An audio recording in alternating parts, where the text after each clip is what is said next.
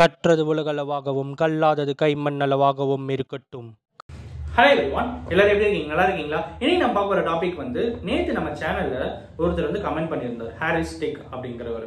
ஃபாரின்ல இருக்கிற ஒருத்தர் நம்ம இந்தியாவில் மேரேஜ் பண்ணணும் அப்படின்னா இங்க என்னென்ன ரூல்ஸ்லாம் ஃபாலோ பண்ணணும், லீகலா என்னென்ன ரெகுலேஷன்ஸ் ரூல்ஸ் அண்ட் கண்டிஷன்ஸை நம்ம வந்து ஃபாலோ பண்ணணும் அப்படின்னு சொல்லி ஒரு கொஸ்டின் கேட்டிருந்தாரு.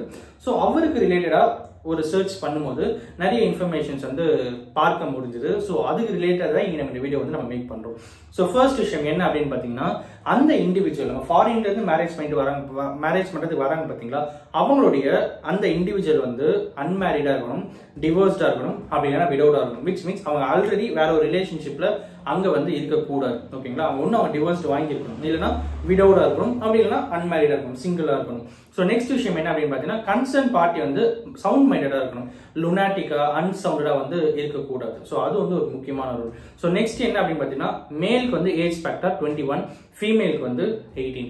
சரி, ஓகே. டாக்குமெண்டா என்னென்னலாம் வைக்கணும், டாக்குமெண்ட்ஸ் ப்ரூஃபா என்னென்னலாம் சப்மிட் பண்ணணும் அப்படின்னு பார்த்தீங்கன்னா, டாக்ஸ் ரிட்டர்ன் டீடைல்ஸ். அவங்க ஆல்ரெடி அவங்க வந்து ஒர்க்கிங்ல இருக்காங்க, நீங்க டாக்ஸ்லாம் ஃபைல் பண்ணியிருக்காங்க அப்படின்னா அந்த டாக்ஸ் ரிட்டர்ன் டீடைல்ஸை வந்து சப்மிட் பண்ணணும்.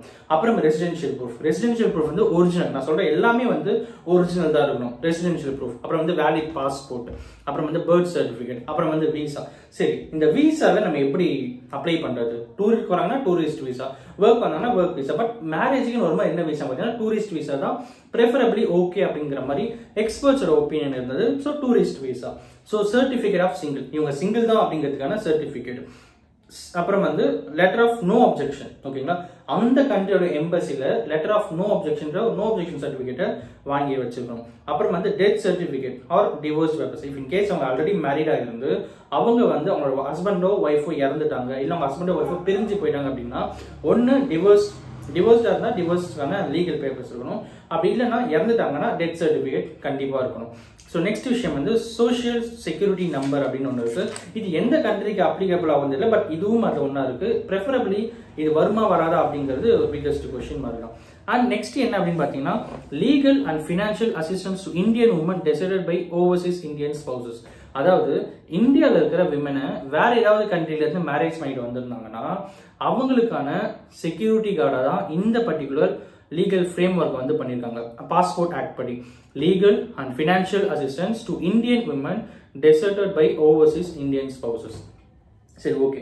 இதுல முக்கியமாவே நம்ம கன்சிடர் பண்ண வேண்டிய சில விஷயங்கள் என்ன, நம்ம வந்து ஒரு ஆன்லைன்ல இல்ல வேற ஏதாவது வந்து நம்ம ஒரு கேர்ள் ஃபாரின்ல இருக்கிற கேர்ளை மேரேஜ் பண்றதுக்கு அப்ரோச் பண்றோம், அவங்களும் ஓகே பண்றாங்க, எல்லாமே கரெக்டா போயிட்டு இருக்குன்னா எந்தெந்த ஃபேக்டரா நம்ம வந்து முக்கியமா கன்சிடர் பண்ண வேண்டிய ஃபேக்டர் பாத்தீங்கன்னா, அவங்க வந்து மீட்டே பண்ணாம இருந்தீங்கன்னா இது வந்து ரொம்பவே வந்து காம்ப்ளிகேட்டட், சேஃபாவே ஹேண்டில் பண்ணணும். இன்கேஸ் அவங்க வந்து ஃபேமிலியா மீட் பண்ணாம த்ரூ ஆன்லைன்ல நம்ம பார்த்துட்டு இருக்கேன், த்ரூ ஆன்லைன்ல நான் பேசிட்டு இருக்கேன் அப்படின்னா நிறைய டைம்ல ஸ்கேம் நடக்கிறதுக்கான வாய்ப்புகளும் அதிகமாவே இருக்கு.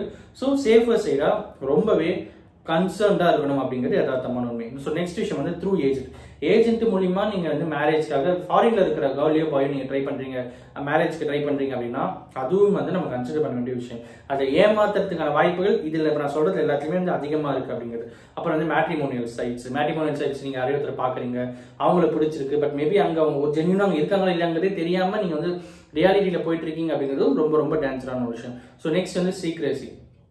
இல்லீகலா நம்ம வந்து உள்ள வந்துடலாம், இல்லீகலா உள்ள வந்து நம்ம வந்து மேரேஜ் பண்ணிக்கலாம், ஒன்றும் பிரச்சனை, அந்த மாதிரி விஷயங்களும் இங்க வந்து அவாய்ட் பண்ண வேண்டிய ஒரு விஷயம். ஸோ நெக்ஸ்ட் விஷயம் என்ன அப்படின்னு பார்த்தீங்கன்னா, பிலிப்பைன்ஸ்.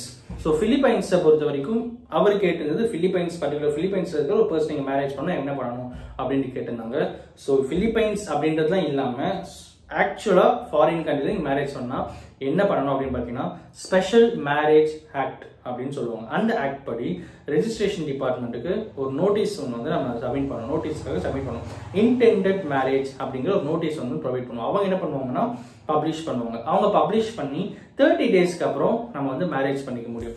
இந்த மேரேஜை பொறுத்த வரைக்கும் நீங்க வந்து என்னென்னலாம் சப்மிட் பண்ணணும் அப்படின்னு பார்த்தீங்கன்னா, ரெசிடென்ஷியல் ப்ரூஃப், ஓகேங்களா? ஸோ அப்புறம் வந்து பர்த் சர்டிஃபிகேட், அப்புறம் வந்து பாஸ்போர்ட்ஸ், அப்புறம் வந்து 2 போட்டோ, அப்புறம் வந்து டூரிஸ்ட் விசா தான் டூரிஸ்ட் விசா. இது எல்லாத்தையுமே நம்ம சப்போர்ட் பண்ணி சப்போர்ட்டிங் ஃபைல்ஸ் எல்லாத்தையும் கிரியேட் பண்ணி அவங்களுக்கு சப்மிட் பண்ணணும் அப்படிங்கிறதும் யதார்த்தமான உண்மை. ஸோ ஃபாரின் கண்ட்ரில இருந்து ஒருத்தர் மேரேஜ் பண்றதுக்கு நம்ம அப்ரோச் பண்றோம் அப்படின்னும் போது இந்தியன் கவர்மெண்ட் ஆக்ட் படி ஸ்பெஷல் மேரேஜ் ஆக்ட்ல நோட்டீஸ் சப்மிட் பண்ணிட்டு எங்க ரெஜிஸ்ட்ரேஷன் ஆஃபீஸர் சப்மிட் பண்ணிட்டு அவங்க வந்து பப்ளிஷ் பண்ணுவாங்க. பப்ளிஷ் பண்ணி 30 நாளுக்கு அப்புறம் நான் ஆல்ரெடி சொன்ன அந்த டாக்குமெண்ட்ஸ் எல்லாத்தையுமே ப்ராப்பராக கிரியேட் பண்ணி வச்சுட்டு அதுக்கப்புறம் தான் உங்களோட மேரேஜ்க்கே வந்து அப்ரோச் பண்ண முடியும். அண்ட் எல்லாத்துக்கும் மேலே அவங்களுடைய ரிலேட்டிவ்ஸ், இப்போ ஃபாரின்லேருந்து அவங்களுடைய ரிலேட்டிவ்ஸ் தான் மேரேஜ்க்கு வராங்க அப்படின்னும் போது அவங்களுக்கும் வந்து டூரிஸ்ட் வீசா மூலியமாக அவங்கள வந்து கூப்பிட்டுக்கலாம். அவங்க டூரிஸ்ட் வீசால உள்ள வந்து மேரேஜ்லாம் அட்டன் பண்ணிட்டு போகிறதுக்கான ஆப்பர்ச்சுனிட்டியும் இங்கே அதிகமாகவே இருக்குது அப்படிங்கிறத எல்லாத்துக்கும் மேலே ஃபாரின்ல இருக்கிறவங்கள இங்கே மேரேஜ் பண்ண அப்படின்னா to be precise special marriage ஆக்டில் இன்டெண்டட் மேரேஜ்க்கான நோட்டீஸ் வந்து சர்வ் பண்ணிட்டு அதுக்கப்புறம் தான் மேரேஜ் பண்ண முடியும் அப்படிங்கிறத அதோட வெயிட்டிங் பீரியட் வந்து கிட்டத்தட்ட 30 days அப்படிங்கிறதும் சொல்லப்படுது. இன்னைக்கு நான் இதை உங்ககிட்ட ஷேர் பண்ணேன். அஃப்கோர்ஸ் இந்த வீடியோ நான் ஒருத்தருக்கு நாலேஜ் சொல்லிட்டு நான் நம்புறேன். Thanks so much.